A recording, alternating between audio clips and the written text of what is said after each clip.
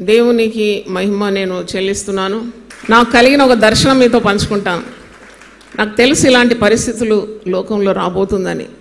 దేవుడు నాకు బయలుపరిచింది నేను ఎప్పుడు చెప్పాను, కబూర్లు ఎప్పుడు చెప్పాను. నాకు భయం దేవుని సన్నిధిలో లేనివి చెప్పడానికి. నాకు కరోనా వస్తుంది రాబోతుందంటే దేవుడు ముందే తెలియజేసినాడు. అదేంటంటే పెద్ద పెద్ద కొండ చిలువలు మనిషిని మింగేవి. అవన్నీ ప్రతి గృహం మీద వేలాడుతుంది. ఒక చెట్టు ప్రతి కొమ్మ మీద వేలాడుతుంది. అది నేను సంఘంలో చెప్పినాను. ఈ దర్శనం నాకు కనబడింది. ఏదో ముప్పు రాబోతుంది మన దేశానికి. అది కరోనా రాబోతుందని నాకు తెలుసు. అప్పుడు 40 రోజులు ఉపవాస ప్రార్థన చాటించి రాకముందే ప్రార్థన చేసినాం. దాదాపు 8-9 న్యూస్ ఛానల్స్ వాళ్ళు వచ్చి నన్నతో మాట్లాడినారు.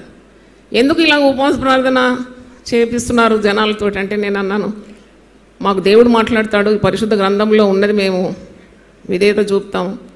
ఏదో ముప్పు రాబోతుందని నాకు ప్రార్థనలో తెలియజేసినాడు. మరి ముప్పు రాబోతే మీరు ఉపవాసం చేస్తే వాళ్ళకున్న ఇమ్యూనిటీ పోతుంది కదా అన్నాడు.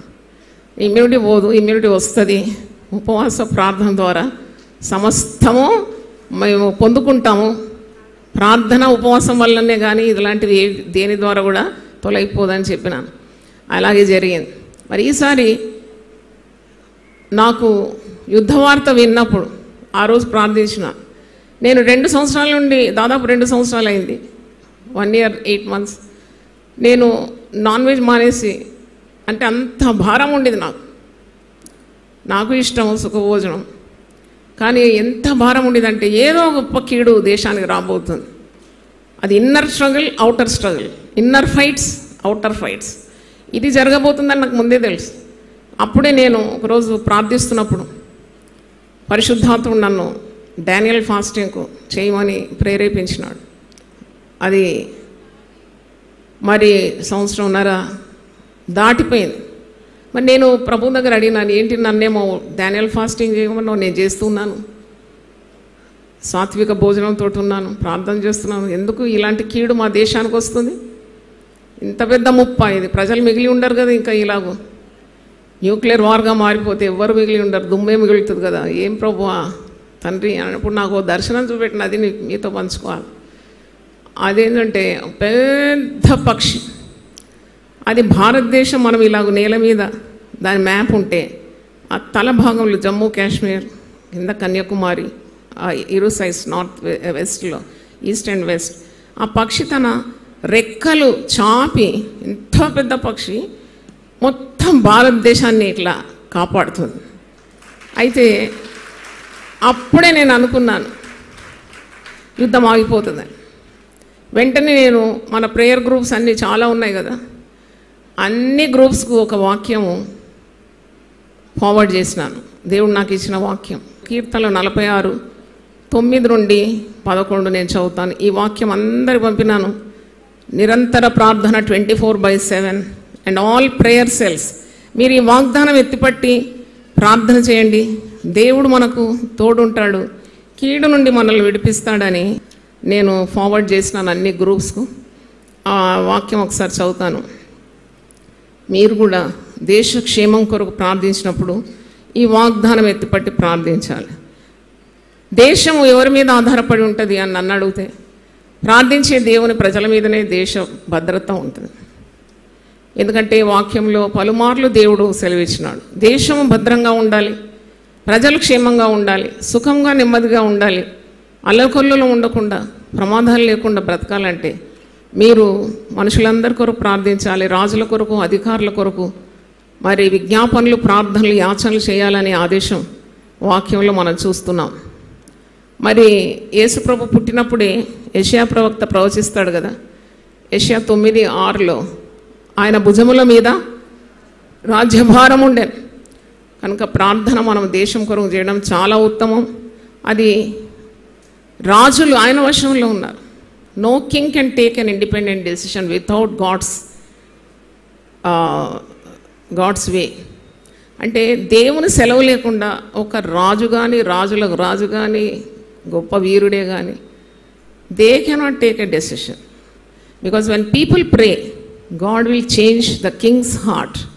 ప్రజలు దేశం కొరకు ప్రార్థించినప్పుడు దేవుడు రాజుల హృదయాన్ని మార్చేస్తాడు. సామెతలు 21:1 ఉంది, యెహోవా చేతిలో రాజు హృదయము నీటి కాలువల వలె ఉన్నది, తన చిత్తవృత్తి చొప్పున దాన్ని త్రిప్పుతాడంట. కాబట్టి మనం ప్రార్థన ఎప్పుడు కూడా మనం నివసిస్తున్న దేశం భద్రత కొరకు ప్రార్థించాలి. ఎంతమంది సైనికులు తమ ప్రాణాలను పణం పెట్టి ఆ బార్డర్లో నిలబడి, యంగ్ పీపుల్, వాళ్ళను కూడా అల్లారు ముద్దుగా తల్లిదండ్రులు పెంచినారు కదా. ఆల్రెడీ ఒక నాయక్ యవనస్తుడు 23 సంవత్సరాలు దేశం కొరకు ప్రాణాలు అర్పించినాడు, శవశరీరంగా తిరిగి వచ్చినాడు. ఆ గుండె చీల్చుకొని తల్లిదండ్రులు ఏడుస్తున్నారు.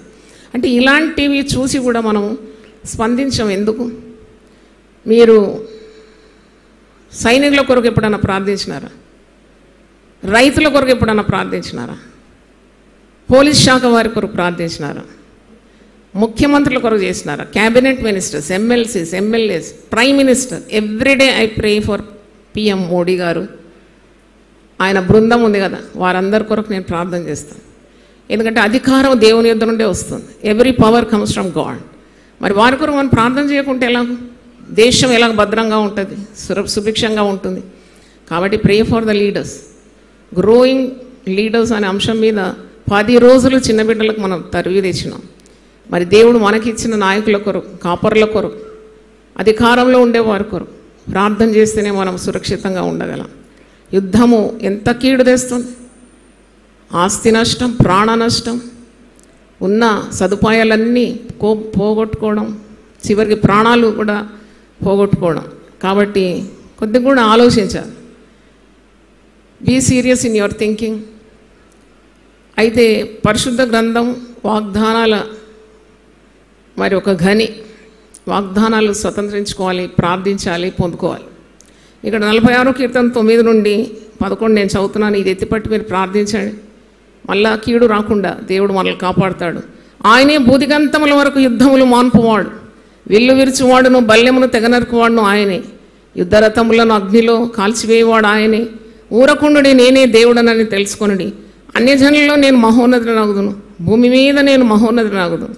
సైన్యములకు అధిపతి యెహోవా మనకు తోడై ఉన్నాడు, యాకోబు యొక్క దేవుడు మనకు ఆశ్రయమునై ఉన్నాడు. చూడండి ఎంత అద్భుతమైన కీర్తన. యుద్ధం ఆగాలంటే దేవుడు ఆపాలి. ఆయన యుద్ధములను మాన్పువాడు, ఆయన బల్యమును తెగనరుకువాడు, వెల్లు విరుచువాడు, యుద్ధరథములను అగ్నిలో కాల్చివేసేవాడు, యుద్ధశూరుడు. యుద్ధం ఎవరిదండి? యెహోవాదే. God fights the battle for his children. కాబట్టి ప్రార్థనా శక్తి చాలా అవసరమని నేను మీకు జ్ఞాపకం చేస్తున్నాను. Why does a mother cry? ఒక తల్లి ఎందుకు ఏడుస్తుంది? ఏడ్చే తల్లులను మనం పాత నిబంధనలు, క్రొత్త నిబంధనలో చూస్తున్నాం. చాలామంది తల్లులు యేసుప్రభు దగ్గరకు వచ్చి ఏడ్చినారు. ఎందుకు ఏడ్చినారు అంటే చాలా కారణాలు ఆ ప్రసంగంలో చెప్పిన. Most of the mothers are neglected. చూడండి ఎంత కష్టపడితే ఒక బిడ్డను కానీ తనకంటే ఎత్తుగా చేసి అన్ని విషయాల్లో వర్ధిల్లాలని మేలు కోరుతూ తను తాను సమర్పించుకొని త్యాగం వహించి ఒక తల్లి కష్టపడు. తల్లి మాత్రం కాదు, ఈ తల్లుల దినం కాబట్టి తల్లి గురించి చెప్తున్నాను. తండ్రులు కూడా కష్టపడతారు, కానీ ఫలితం రానప్పుడు చాలా బాధపడతారు, ఏడుస్తారు, విలపిస్తారు.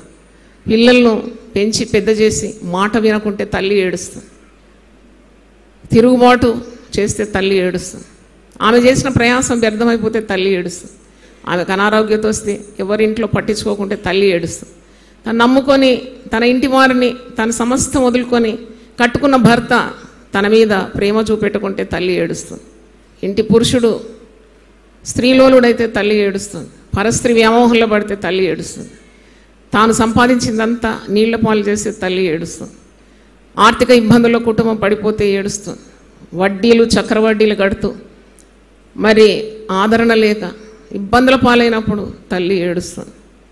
మరి ఆమెకు అస్వస్థతగా ఉన్నప్పుడు ఎవరు ఆమెను పట్టించుకోకుంటే తల్లి ఏడుస్తుంది. ఎందుకంటే జీవితాంతం ఆమె కృషి చేసింది.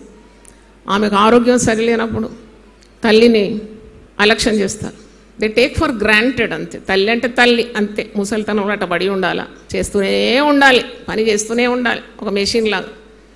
అది ఏమాత్రము సమంజసం? 10 ఆజ్ఞల్లో ఒక్క ఆజ్ఞ, తల్లిని తండ్రిని సన్మానిస్తే నీకు దీర్ఘాయుస్సు, నువ్వు చేసే ప్రతి పనిలో నీకు ఆశీర్వాదం అని ఆజ్ఞల్లో ఉన్నది. It's only promise, honour your father and mother. It is packed with 2 promises, only commandment with 2 promises. కనుక తల్లిని గౌరవించాలి. ఎక్కడో ఈరోజు చూసినాను ఒక క్లిప్పింగ్. ఒక తల్లి అంట 10 మంది పిల్లలు చూసుకుంటుందట. ఆమెకు అంత ఆత్మశక్తి ఉంటుందట. 10 మంది పిల్లలు పోషిస్తారు. 10 మంది పిల్లలు ఒక్క తల్లిని చూసుకోరాడు. గమ్మత్తు కదా. ఒక తల్లి అనుకుంటే 10 మందిని పెంచి పోషిస్తుంది. కానీ ఈ 10 మంది ఎదిగిన తర్వాత ఈ తల్లి వారికి భారం అయిపోతుంది. 10 మంది అయినా తల్లిని చూడరు. చూడండి ఎంత అన్యాయం. తల్లిని వృద్ధ ఆశ్రమం నెట్టేస్తారు. ఆ కోడలు కూడా ఒకరోజు ఇలాగూ పరిస్థితి వస్తుందని తెలియదు. వాళ్ళ తల్లిని చూస్తుంది కానీ భర్త తల్లిని చూడదు. నేనంటాను నీ తల్లిదండ్రులను చూడాలి, నీ భర్త తల్లిదండ్రులను కూడా చూడాలి. ఎందుకంటే చాలామంది యవనస్తురాళ్ళు ఇప్పుడు వాళ్ళకు అత్తమామలు వద్దు, ఆడబిడ్డలు వద్దు, ఆ కుటుంబమే వద్దు. చెట్టు నుండి చెట్టు వద్దు, పండు మాత్రం కావాలి, ఆ పండు తెంపుకోవాలి అంతే. అది ఎలా కుదురుతుంది? నువ్వు కుటుంబంలోకి వెళ్ళినప్పుడు నువ్వు ఎంత మట్టు మర్యాదగా ఉండాలి. ఈ దినాల్లో మరి చెప్పడానికి నాకు చాలా గుండె బరువెక్కుతుంది. ఒక తల్లిగా బాధ్యత లేని స్త్రీలని ఎక్కువగా చూస్తున్నాను. Irresponsible mothers. ఇదేంటి ఈరోజు తల్లుల దినం ఇలా వాయిస్తుంది అమ్మ అనుకోకండి. దేవుడు చెప్తేనే వాయిస్తాను, దేవుడు చెప్తేనే మాట్లాడతాను, దేవుడు చెప్తేనే గద్దిస్తాను. నా సొంత తెలివితో చెయ్యను ఎప్పుడు. ఇర్రెస్పాన్సిబుల్ మదర్స్లో నేను చూస్తున్నానండి. అలసిపోయినాను, చెప్పి అలసిపోయినాను. ఎందుకంటే నేను కెమెరా నుండి చూస్తాను కొంత బాధ్యతారహితమైన తల్లులు. అక్కడ పుల్పిట్ దగ్గర వచ్చి కళ్ళు మూసుకొని ప్రార్థన చేస్తూ ఉంటారు. చిన్న బిడ్డలు ఎటో వెళ్ళిపోతారు. ఆ పెద్ద ద్వారం తెరిచి ఉంటే దాని మీద రోడ్డు మీదకి ఎక్కి మిస్ అయినా కిడ్నాప్ అయినా తెలియదు. అలా ప్రార్థన చేయమని దేవుడు చెప్పలేదు కదా. నువ్వు మెలకోగలిగి ప్రార్థన చేయాలి. శోధనలో పడకుండానట్లు మెలకోగలిగి ప్రార్థించాలి. యేసుప్రభు అంటాడు జాగ్రత్తగా ఉండండి, మెలకుగా ఉండండి, మీరు మరి కనిపెట్టి ఉండండి అని మాటలు యేసుప్రభు నోటి నుండి రావడం మనం చూస్తాం. పిల్లలు స్కూల్కి పోతున్నారా అని చూడదు తల్లి. నేను బాధ్యత లేని తల్లి గురించి చెప్తున్నాను. ఈరోజు కొన్ని క్షణాలు మీకు బాధ్యత రహితమైన తల్లి గురించి చెప్తున్నాను. ఈ తల్లికి చింత లేదు. కట్టుకున్న భర్త మీద చింత ఉండదు, కన్న పిల్లల మీద చింత ఉండదు. ఈ తల్లి ఆమెకి ఎప్పుడు ఆమె సుఖమే కోరుతుంది. నేను చెప్తున్నా కదా, ఇలాంటి తల్లులు చాలామంది ఉన్నారు. అప్పులు చేసైనా పట్టు చీరలు కొనుక్కుంటారు, ఇన్స్టాల్మెంట్ మీద ఆభరణాలు కొనుక్కుంటారు, కానీ పిల్లల ఫీజులు క్రమంగా కట్టారు. ఎంత బాధ. లేదని ఏడుస్తారు. భర్త ఎలా ఉండాలి, భార్య ఎలాగ ఉండాలి, పిల్లలు ఎలాగ ఉండాలి, పరిశుద్ధ గ్రంథం ప్రతి ఒక్కరి రోల్ ప్లే ఎంత అద్భుతంగా రాస్తుంది. భర్త ఇంటికి యజమానుడు, భార్యను బిడ్డను పోషిస్తే కానీ ఆ పదము భర్తకు ఆయనకు యోగ్యత లేదు. He's called a husband, means he has to take care and protect his wife and children. సంరక్షించే బాధ్యత, కాపాడే బాధ్యత, పోషించే బాధ్యత భర్తది. ఒకడు ఎంత గొప్పవాడైనా తన సొంత వారిని సంరక్షించకుంటే వాడు అవిశ్వాసి కన్నా మరి విశ్వాస త్యాగం చేసిన వాడై చెడ్డవాడుగా పిలువబడతాడని వాక్యంలో 1 తిమోతి 5:8. అంటే మన బాధ్యత వాడు చేయాలి. ఇటు తండ్రికి బాధ్యత లేదు, అటు తల్లికి బాధ్యత లేదు. అంటే పిల్లలు ఏం కావాలి? చాలామంది తల్లులు పోటీ పడతారు. నువ్వు చేస్తే నేను చేస్తా, నువ్వు బాగుంటే నేను బాగుంటా, నువ్వు పాపం చేస్తే నేను కూడా పాపం చేస్తా. పోటీలో ఏ కుటుంబం నిలబడదు. పిల్లల గురించి శ్రద్ధ కలిగి ఉండండి. భయంకరమైన లోకం. ఒక తల్లిని చూడగానే చెప్తాను నేను, whether she's a responsible mother or not. దేవుడు అట్టి శక్తి నాకు ఇచ్చినాడు. అందుకే నా దగ్గర రావడానికి చాలామంది భయపడతారు. రావాలి, మీరు 2 తిట్లు తింటే చెట్టుకు ఎరువు పడినట్టే అనమాట. తినాలి ఆ తిట్లు. మేము అనుభవం ఇవన్నీ దాటుకుంటూ వచ్చినాం. మా తల పండింది. అనుభవజ్ఞులు ఒక్క మాట చెప్పినా నీ జీవితం బాగుపడుతుంది. ఎందుకు దూరం ఉండాలి? రావాలి. అమ్మ మమ్మల్ని దీవించు, మాకు మంచి మాట చెప్పు, మమ్మల్ని ఒకటి లెంపకాయ వేయి, మేము సరిగా లేం. అది ఎంత గొప్పదండి, ఎంత అద్భుతం అది.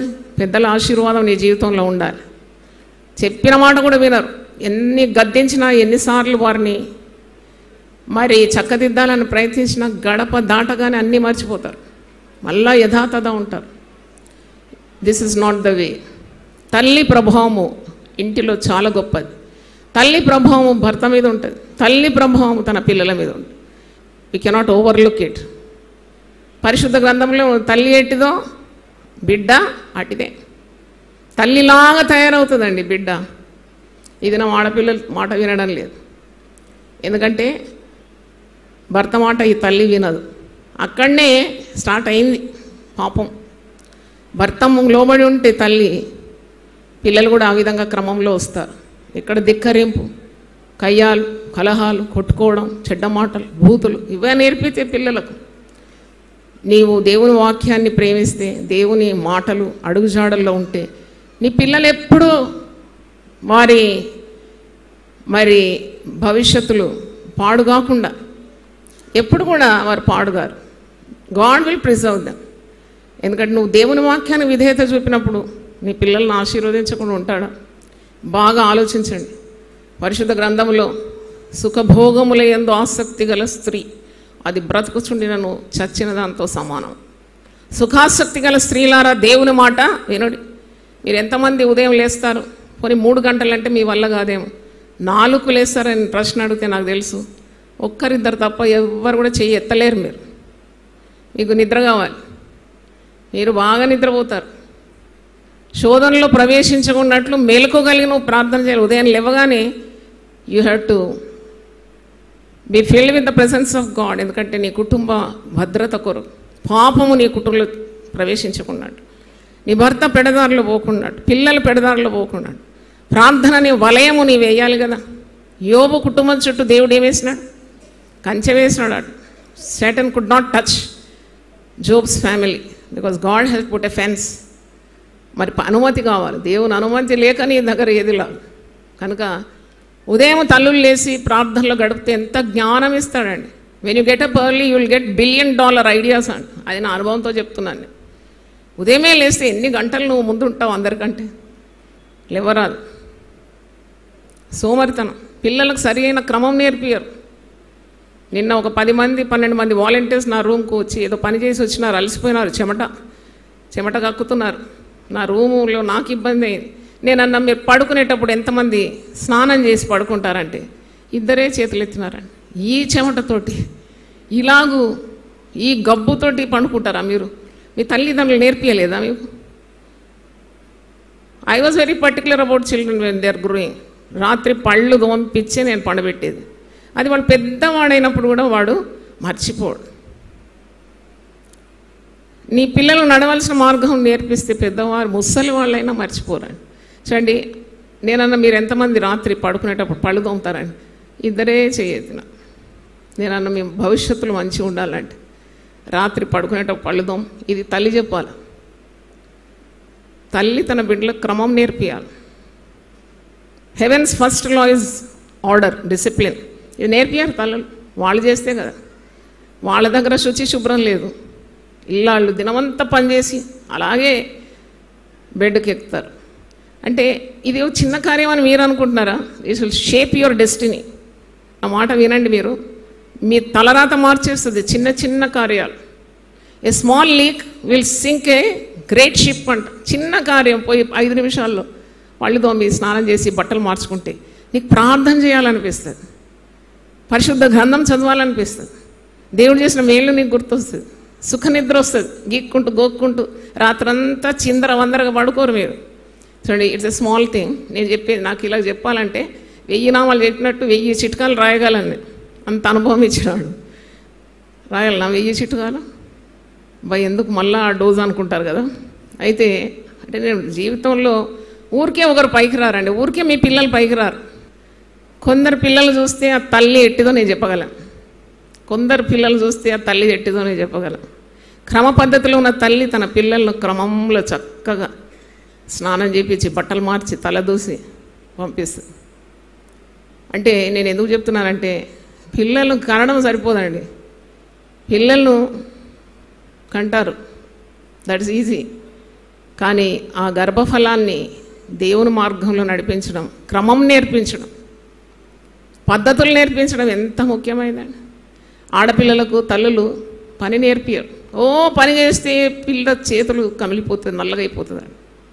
అలా పెంచి అత్తగారింటికి పోయిన తర్వాత ఒక టీ చేయడం రాదండి. ఆ కాపురం ఎలా నిలబడుతుంది మీరే చెప్పండి. నేను ఎప్పుడు చెప్తాను, ఎదిగిన పిల్లలతో ఇంటి పని చేపియాలి తప్పకుండా. ఆ తల్లి ఎంతగానో పని చేస్తుందండి. తల్లి చేసి చేసి చేసి పిల్లలు, ఎదిగిన పిల్లలు 16, 17, 18 ఏళ్ళ పిల్లలు ఇంట్లో సింకులో గిన్నెలుంటే కడగరు, తిన్న ప్లేట్ అడుగారు. నేను అడుగుతున్నాను, మీ తల్లులకు అడుగుతున్నాను, what are you teaching your children? కొద్ది క్రమం నేర్పియాల. మీకు పని మనిషిని పెట్టుకోవడానికి ఉన్న స్తోమత లేకుంటే పిల్లలతో పని చేపియాల. ఏమి నష్టపోరు. పిల్లలకి ఇంకా బాధ్యత పెరుగుతుంది, డబ్బు విలువ తెలుస్తుంది, క్రమశిక్షణ వస్తుంది. చూడండి, ఎక్కడేసిన గొంగడ అక్కడ. కొన్ని ఇంట్లోకి వెళ్తే సడన్గా ఒక ఇంటికి వెళ్ళినాను నేను, నరకంకి ఇంకా పోనే అవసరం లేదనుకున్నాను. ఎందుకంటే ఆమెకు 4 పిల్లలు, ఇల్లు భయంకరమైన పరిస్థితులు, బట్టలన్నీ మడవకుండా, గిన్నెలు అక్కడిని, వాసన. ఇదేంటి ఇలాగుంది? పిల్లలు, ఎదిగిన పిల్లలు అక్కడ ఉన్నారు. They are not working, not helping the mother దినమంతా పనిచేయాలి. ఒక గృహిణి ఎంత కష్టపడుతుందో నాకు తెలుసు. గృహిణి అయి ఉండి ఉద్యోగానికి పోయి తిరిగి రావాలి, మళ్ళీ తిరిగి గృహంలో ఉన్న పనులు చేయాలంటే ఎంత నడ్డిరిగే పని అది. అది నాకు తెలుసు, నేను పనిచేసిన దాన్ని. 20 సంవత్సరాలు స్టేట్ బ్యాంక్లో పనిచేసి ఇంటికి వచ్చి చిన్నపిల్లలను చూసి దాంట్లో 10 సంవత్సరాలు సేవ చేస్తూ, మినిస్ట్రీ అప్పుడు ఇచ్చినాడు దేవుడు నాకు. ప్రసంగాలు చేయాలి, సేవ నడిపించాలి, సంఘాన్ని పరిపాలించాలి, మరి ఇంటిని పిల్లలు చూసుకోవాలి, ఇల్లు క్రమం చూడాలి, పడక మీద 2 తల్లిదండ్రులు ఉన్నారు, వారిని వృద్ధాప్యంలో చూసుకోవాలి. ఇవన్నీ నాకు తెలుసు. దాంట్లో క్రమం లేకుంటే మనం ఏ పని చేయలేం. అందుకే ఒక గొప్ప యుద్ధము ఆడాలంటే ఆ సైన్యానికి మొట్టమొదట కావాల్సింది ఏంటి చెప్పండి? ఏంటి? క్రమము కావాలి. క్రమం. ఆ కమాండర్ చెప్పినట్టే వాళ్ళు అడుగులేస్తారు. అంటే స్త్రీకి అంత శక్తి దేవుడు ఇచ్చినాడు. ఈ యుద్ధము టెర్రరిస్టుల మీద దాడి చేయడానికి 2 యవ్వన స్త్రీలను దేవుడు వాడుకున్నాడు. ఒకసారి చప్పట్లు కొట్టండి గట్టిగా. నేను అనుకున్నాను, స్త్రీకి ఇంత శక్తి ఉందా?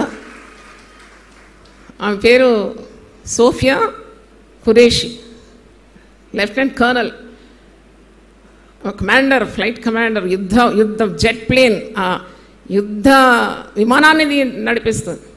తొందరగా ఎక్కింది, ఆ కొప్పు కట్టుకుంది, అది హెల్మెట్ ఏదో పెట్టుకుంది, జట్టుమని జెట్ వెళ్ళిపోయింది. అది పల్టీలు కొడుతుంది. ఇంకా మళ్ళీ పోయి ఆ శత్రుదేశం మీద బాంబు దాడి చేసింది, టెర్రరిస్టులు హతమైనారు. అంటే ఎంత సామర్థ్యం కావాలండి? అంత సామర్థ్యం స్త్రీకి దేవుడిస్తే తల్లులకు వారి కుటుంబాలు నడిపించుకోవడానికి ఇవ్వడా? మీరేమంటారు చెప్పండి? ఇస్తారని ఎంతమంది ఒప్పుకుంటారు? చేతులు ఎత్తండి. తప్పకుండా ఇస్తారు. ఎవడైనా జ్ఞానం కొదువుంటే అడగాలి, అటివానికి జ్ఞానం ధారాళంగా ఇస్తాడు. కాబట్టి తల్లులారా, దేవుని మాట వినండి. యేసు ప్రభు బరువైన సిలువను మోస్తూ ఒక మాట అన్నాడు. సిలువ మీద వేలాడుతూ పలికిన 7 మాటలు అందరూ చెప్పుకుంటాం కదా. 7 మాటలు. ఒకసారి బైబిల్ చదువుతుంటే దేవుడు నాతో మాట్లాడినాడు. మొట్టమొదటి మాట స్త్రీలతోనే చెప్పినాడు. భూమి మీద ఉన్నప్పుడు ఆయనను కొడుతూ ఉమ్ముతూ ఆ మండుటెండలో బరువైన సిలువని ఈడ్చుకుంటూ వెళ్తున్నప్పుడు యెరూషలేము కుమార్తెలందరూ రొమ్ము కొట్టుకొని ఏడుస్తున్నారంట. అయ్యో ప్రభువా, నీకు ఇంత పట్టుబాధల. యేసు వారి వైపు తిరిగి చూచి ఏమన్నాడు మీరు చెప్పండి? యెరూషలేము కుమార్తెలారా, నా నిమిత్తము ఏడవకుడి, మీ నిమిత్తం, మీ బిడ్డల నిమిత్తము ఏడవాలి, కన్నీళ్ళు రావాలి. తల్లి కన్నీళ్ళు చాలా శక్తి కలదు. When a mother prays, I think the earth will shake, God's throne will shake. ఒక తల్లి కన్నీళ్ళలో అంత శక్తి ఉన్నది. చాలామంది కన్నీటి ప్రార్థన రాదంట. ఎందుకు వస్తుంది? బాధ్యత బరువు లేకుంటే కన్నీళ్ళు ఎట్టొస్తాయి? దేవుడు అన్నీ ఇచ్చిన తర్వాత కన్నీళ్ళు రావడం కష్టమే. అందుకే కొద్దిగా నొప్పి, కొద్దిగా ముళ్ళు అటు ఇటు పెడితేనే మంచిదేమో. మనం ఏడ్చి ప్రార్థన చేయగలుగుతాం. రోధించే స్త్రీల్లాగా, అంగలార్చే స్త్రీల్లాగా, తెలివిగల స్త్రీలుగా మనం ప్రవర్తిస్తాం. మరి తల్లులు మన సంఘములో, యునైటెడ్ పీపుల్ ఫెలోషిప్లో ప్రతి ఒక్కరు ప్రార్థనా పరులు కావాలని నేను ఆశిస్తున్నాను. God can set everything right. Believe Jesus. యేసు ప్రభునందు నీ విశ్వాసం అచంచలంగా ఉండాలి. చాలామంది చాలా బాధలు అనుభవిస్తున్నారు తల్లులు, నాకు తెలుసు. వారికి అందరికీ మరి నా సానుభూతి, నా ప్రార్థనలు ఉన్నాయి. త్రాగుబోతులతో బతకడం, త్రోవ తప్పిన వారితో కాపురం చేయడం, ఉన్న డబ్బంతా పరస్త్రీలకు ఇచ్చి భర్తలు ఉన్నారు. ఏమాత్రం బరువు బాధ్యత లేకుండా భార్యను కొడుతూ పిల్లలను హింసిస్తూ ఉన్నవారు ఉన్నారు. వాళ్లకు కుటుంబము అనే వ్యవస్థ ఎందుకు ఇచ్చినాడు దేవుడు అని నాకు అనిపిస్తుంది. కుటుంబం అనేది దేవుడు పెట్టిన వ్యవస్థ కాదా. It's an institution created by God. That should be A replica of haven. అది పరలోకానికి ప్రతిబింబంగా ఉండాలి. కానీ కుటుంబాల మీదనే సాతానుడు నిత్యం దాడి చేస్తాడండి. నిత్యం దాడి ఉంటుంది. Unless you pray out you cannot win Satan. సాతాను తంత్రాలను అడగదొరకాలంటే నీ కుటుంబంలో ప్రార్థన ఉండాలి. అందుకే 980 ప్రార్థనా సెల్స్ యునైటెడ్ పీపుల్ ఫెలోషిప్ తెరిచిందండి. దేవునికి స్తోత్రం. హల్లెలూయా. We have lit nearly 980 prayer cells. అంటే నాకు చాలా ప్రభునందు సంతోషం ఉంది. ఇంకొక 20 అయితే విల్ బి రీచింగ్ 1000. 100 చేద్దామని అనుకుని అడుగుపెట్టిన. అప్పుడు ఆడియన్స్లో నుండి నేను చెప్పిన 100 చేద్దాం ప్రార్థనా సెల్స్. లేదమ్మా, మీరు అన్ని 1000 చేస్తారు. 1000 నామాలు, 1000 వాగ్దానాలు, 1000 ఆదేశాలు, 1000 పాటలు, ఇది కూడా 1000 అవుతుందన్నారు. మరి నిజంగా వారే గెలిచినారు. 1000 ప్రేయర్ సెల్స్, ఒక 20 ప్రార్థనా సెల్స్తో మనం కంప్లీట్ చేస్తాం. అంటే so much of prayer is going up in United People fellowship. ఆ 24 గంటల పరిచర్య కూడా 2 సంవత్సరాలు దాటిపోయింది. చాలా అద్భుతంగా నడుస్తుంది. మీరందరూ పార్టిసిపేట్ కావాలని నేను ఆశిస్తున్నాను. తల్లులు ముఖ్యంగా పనంతా అయిపోయిన తర్వాత మీరు ఖాళీగా ఉన్నప్పుడు join the prayer cell Zoom. ఇంకా ఐడి నంబర్ అన్నీ ఇచ్చినాము దెబోరాస్వరంలో. తర్వాత తల్లుల కొరకు జీవపు మాటలు అనే చిన్న పుస్తకంలో 40 ఆశీర్వాదాలు ఉంది. ఎవ్రీడే ఆ ఆశీర్వాదాలకు ఆమెన్ పలకండి. మరి కొన్ని రాయండి, మీకు భవిస్తుంది దేవుని మాట. రాసినా పలికినా చాటించిన అన్ని లాభాలే. తర్వాత తల్లి ఒప్పుకోలేని చిన్న పుస్తకం ఉంది, అది కూడా తీసుకోండి. దాంట్లో confessions of a true mother, true confessions of a mother. ఎందుకంటే ఆమె ఏమి ఒప్పుకోలు చేయాలని నోటుతో తన పిల్లల కొరకు, అది కూడా రాసి పెట్టినాం. అన్ని చిన్న చిన్న పుస్తకంలో ఎన్నెన్నో కార్యాలు తల్లి, అవన్నీ సద్వినియోగపరచుకోవాలని నేను ఆశపడుతున్నాను. మరి సమయము అయింది. తల్లులందరికీ మరి ఒకసారి యునైటెడ్ పీపుల్ ఫెలోషిప్ పక్షాన, మరి నా పక్షాన, మా కుటుంబం పక్షాన తల్లులందరికీ మంచి ఆరోగ్యం కొరకు నేను అడుగుతున్నాను. Please take care of your health.